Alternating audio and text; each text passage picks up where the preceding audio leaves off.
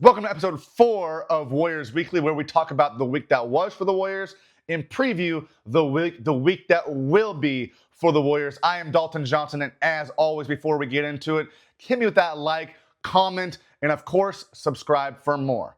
So, what was the week for the Warriors? Well, it was the very first week of the 2025-26 NBA regular season, where the Warriors went 2-1 with wins against the Lakers and the Nuggets before then suffering their first loss against the Trailblazers, which was on the second night of a back-to-back, which is something that we'll get into. Very important right there with just the Warriors' ages, their strategy for the back-to-backs, and how many back-to-backs they're having to deal with this early in the season. So let's start off with game 1 against the Lakers. I was in LA. It's always an electric atmosphere when you have Warriors, Lakers, two of the most recognized and seen franchises in all of sports, not just the NBA. And that's even when you have LeBron James out with that sciatica, sitting on the bench, being a spectator the whole game. So for the Lakers, it was the Luka Doncic show. Yes, in the first half, Austin Reeves helped out.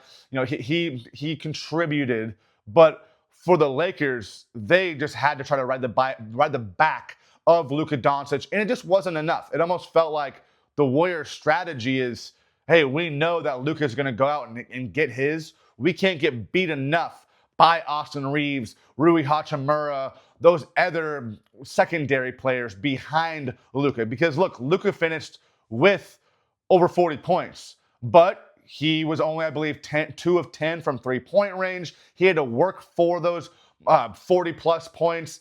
Still, it was a phenomenal opening night for Luka Doncic, but not as good as the combination of Steph Curry, Jimmy Butler. You put in what Jonathan Kuminga did, especially in the second half. The player that Draymond Green came out as in the second half. The way he just stuffed the stat sheet, his defense, his activity was phenomenal. Buddy Hield catching fire from 3, especially in the second half too, where JK and Buddy Hield can provide you 17 points each, 34 points total from them. And then you go into the fact that Jimmy Butler, 31 points, a perfect 16 of 16 from the free throw line. Steph Curry finished with 23 points. And in that night, it almost felt like, okay, Jimmy Butler in that game, he was the Batman, and Steph was the Robin. But no, Jimmy made sure to remind me as he walked up the podium when I said, so you were Batman tonight? He said, no, hell no. He still knows what this team is, what the franchise always has been and always will be, and that is revolving around Steph Curry, who then, of course, the first game, the home opener at Chase Center, second game of the season, first game back at home, it's Steph who puts the cape back on, who is the hero of the night, what he did in the second half, in the fourth quarter, in overtime, just the theatrics of it all, how he's getting everybody up. He looks just phenomenal at 37 years old. The shape he's in, the speed at which he's playing at, and it's, yes, his second MVP season, his unanimous MVP season, is one of the greatest offensive seasons that we've ever seen. The speed that he was playing at then a decade ago is mind-boggling to watch now. But Steph just feels so inevitable at this stage in his career. And I want to kind of almost tell a little bit of a story because I was at the regular season opener in LA, of course. But then groomsman duties called. I was out in Arizona for the next 2 Warriors games, so didn't get to fully watch those 2 games. But I had a really cool experience where this was almost like a college reunion for me. Got to be a groomsman at my guy Josh Larson's wedding. His wife Erin looked beautiful. It was just an amazing time. Being able to see all these guys I haven't seen for so long. So the night before the wedding, we're at a brewery, doing a little welcome party, catching up, talking wives, talking kids, just talking life. And in the background at the brewery, they have the Warriors game on. And they're just all in awe, being like, you get to watch this guy every night, talk with him, watch what he does on the grand stage as a basketball player. And these are people who aren't from California, who aren't Warriors fans, who aren't watching the NBA on a night-to-night basis. And they are just pure, fans of the greatness of Steph Curry. And it was almost a reminder to me of, yeah, I know what my job is, my place is, and I can't be that fan, that cheerleader for a player, a team that I cover, but I can sit back in the moment and while doing my job, and sometimes I have to put my head down and go, go, go, type, be able to appreciate these moments, knowing that at some point it is going to end. And I might say this 30 more times, pun intended, throughout the season of appreciate the greatness that we get to watch. Whether that is Steph Curry, Jimmy Butler, Draymond Green, Steve Kerr as the coach. To appreciate that and to get that reminder from the outside, especially this early in the season, I think was the best thing for me. So then I go to the next game against the Blazers, and we could harp on it and say, oh, what a bad loss. Like, how could they put their guard down? And I don't really take it as that. If we're going to be honest, at the beginning of the season when we saw the schedule come out, this was probably the first scheduled loss. But there's a bigger picture to that because the Warriors, they had to play, 3 games in 4 days to start the season. This was their first back-to-back. And now when I move forward to the week that's going to be after their 2-1 week with wins against the Lakers and the Nuggets and the loss to the Portland Trail Blazers, it starts off tonight, Monday night, with the first of a back-to-back. Already their second back-to-back, where now tonight they're welcoming the Grizzlies before welcoming the Clippers at home at Chase Center. And we're already seeing this back-to-back strategy where we know Al Horford will never play both games of a back-to-back. So it's almost looking at what game makes the most sense. Steve Kerr has told us that they're going to go on a week-to-week basis, talking to Al Horford, talking to Rick Celebrini as far as seeing where he is health-wise. But it's all about matchups too.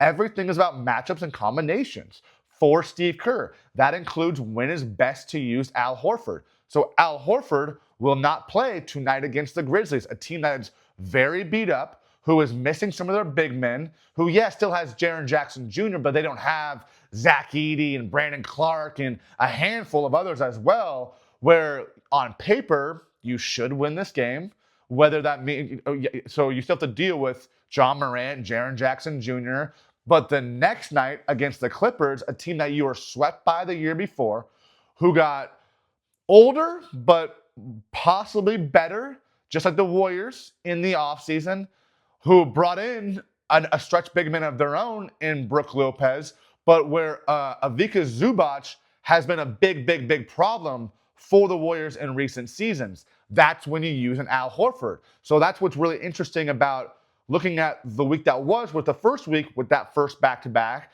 and the week that's going to be, knowing that the Warriors right away are dealing with another back-to-back. They're once again dealing with 3 games in 4 nights, and this is a 4-game week where they play the Grizzlies, the Clippers at home, Monday and Tuesday night. And then after just 1 day off, 1 day without a game on Wednesday, they play the Bucks in Milwaukee on Thursday. Then another 1 day off on Friday, and they play the Pacers in Indianapolis on Saturday. So a busy week where you're going to need some of these younger guys to come through. I'm talking about the great start that Jonathan Kuminga has had, where Jonathan Kuminga right now is averaging 31 minutes per game, which I think is huge because he understands his role right now. That's how he's playing at least. And in the past, we've seen when JK plays at least 30 minutes, usually good things happen. He gets in the flow of the game. He understands what's needed from him after kind of figuring it out the first few minutes in the game. Jonathan Kuminga, in the first week of the regular season, averaged 15.7 points per game, 7.3 rebounds per game. It's a huge number for him. 4 assists while shooting over 55% from the field, making half of his three-pointers, which have been quality three-pointers, and shooting 75% at the line. Another huge number for him. I remember he told me, I believe it was either last or the year before, he wants to be a 75% shooter at the free throw line. He has been way below in recent seasons. That's a key number for him because he's as their best downhill attacker with his athleticism, a different kind of downhill attacker than Jimmy Butler. If he can shoot 75% of the free throw line, major win for Jonathan Kuminga and the Warriors. And then I look at a younger player who's been struggling a little bit when I think about a busy, long week like it is going to be right now. That's Brandon Podziemski. Brandon Podziemski did not start against the Blazers, came off the bench, started the first 2 games, then came off the bench. And reason why, he just hasn't been great thus far. Averaging 8.7 points per game, still rebounding well, over 5 rebounds a game, but he's barely shooting over 30% from three-point lane. And the bigger concern is that he has 4 turnovers to only 3 assists in the first 3 games. BP had a super slow start to the season last year, but then once Jimmy Butler came aboard, he really came into his own, shot nearly 42% from three-point range the final, 2 months of the regular season. And that's what we've talked about with Brandon Podziemski, the next level for him. We know that he's going to make the pass before the pass, that he's going to be a very instinctual player. He's going to get his nose in there for the rebounds, still taking charges, but he has to be able to be a trusted shooter in this offense. If he's going to be starting alongside Steph Curry in the backcourt, or if he's going to be leading the second unit, they just have to know that he can find his spots, how to get there, and that he's going to be confident in taking those shots. Because right now, he just looks a little out of sorts. Where, he rolled his ankle a little bit on an awkward floater in Portland.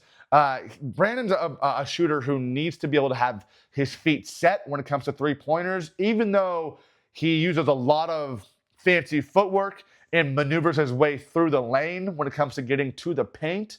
So that's what I'm looking for this week, is how Brandon Podziemski rebounds and find his flow, how Jonathan Kuminga keeps going, and of course, Steph Curry, because Steph Curry right now is off to a sizzling start. This man is averaging 33.3 points per game.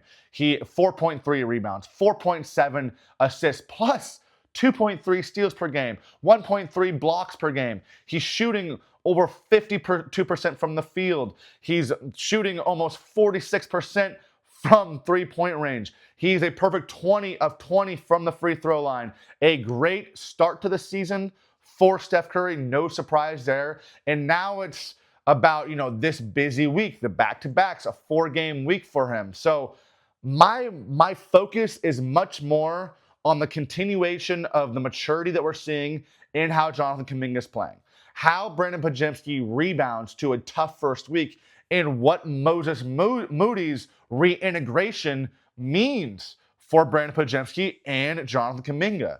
Moses Moody, because of his calf strain that he suffered in the preseason, missed the first 2 games, came back. Not a great game against the Blazers, off the bench. Does Steve Kerr, does he put Moses Moody back in the starting lineup? Maybe go back to that group that was so great in the second half after Jimmy Butler, which was Steph Curry, Brandon Podziemski, Jimmy Butler, Moses Moody, and Draymond Green. But that's now no Jonathan Kuminga, who is bought in and is playing so well. Does Moses Moody maybe start? Brandon Podziemski comes off the bench. You still go small, knowing that Al Horford isn't going to play against the Grizzlies. And now you're looking at a combination of Steph, Moody, JK, Jimmy, and Draymond Green, with Brandon Podziemski, as I said, running that second unit, being with Buddy Hield, a really strong outside shooter. So I'm just really interested to see the adjustments that Steve Kerr makes in this second week, and how the Warriors continue to handle the back-to-backs and just this busy, almost top-heavy schedule where second straight week they're playing 3 games in 4 nights. A strong start to the season, I would say. And now it's how do you build off of that and use the youth with, of course, finding the right ways with these veterans and their minutes load as well. So that's my main focus, is Brandon Podziemski, the continuation of Jonathan Kuminga, and what Moses Moody all means with this as Steph Curry keeps doing what he's done in that first week, transforming it all over to the second week of the regular season. This was Warriors Weekly. I'm Dalton Johnson, and I'll be talking to you guys again very soon.